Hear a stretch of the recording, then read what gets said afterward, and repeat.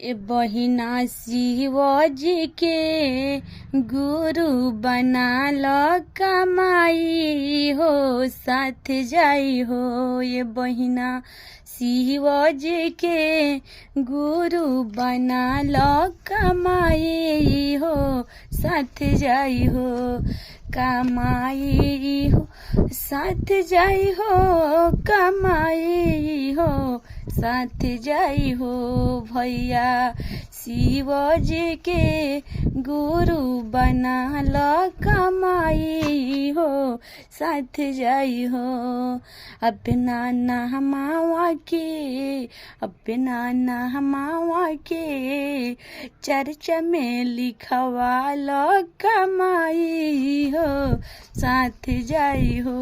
अपना नहमावा के अपना नहमावा के चर्चा में लिखवा लो कमाई हो साथ जाई हो। काहे बहिना पड़ल बाड़ू माया के झमेला में, काहे बहिना पड़ल बाड़ू माया के झमेला में। शिव के बसा लो भैया अपना ख्याल में, शिव के बसा लो बहिनी अपना ख्याल में। तो शिव गुरु से नेहिया लगा लो कमाई हो साथ जाई हो।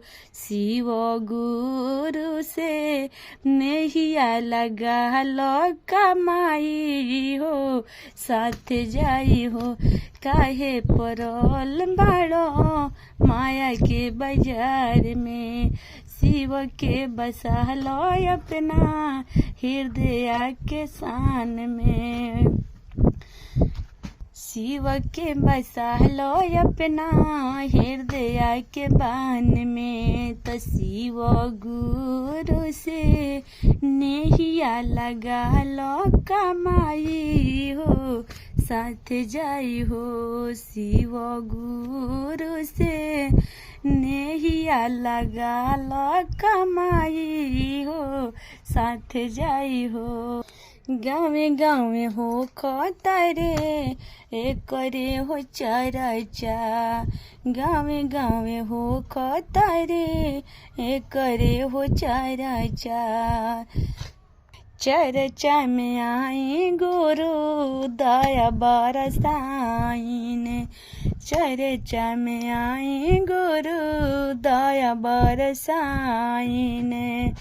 डूबत नई आके डूबत नई आके पार लगाई कमाई साथ जाई हो।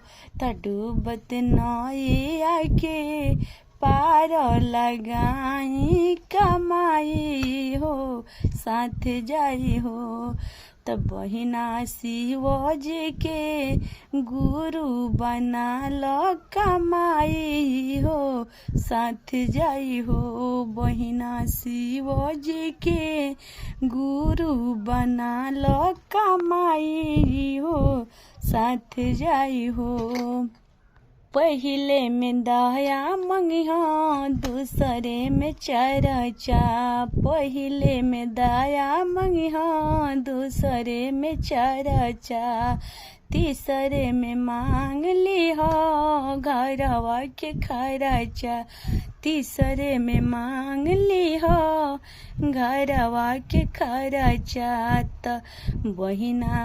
तो बहिना शिवजी के गुरु बना लो कमाई हो साथ जाई हो। बहिना शिवजी के गुरु बना लो कमाई हो साथ जाई हो।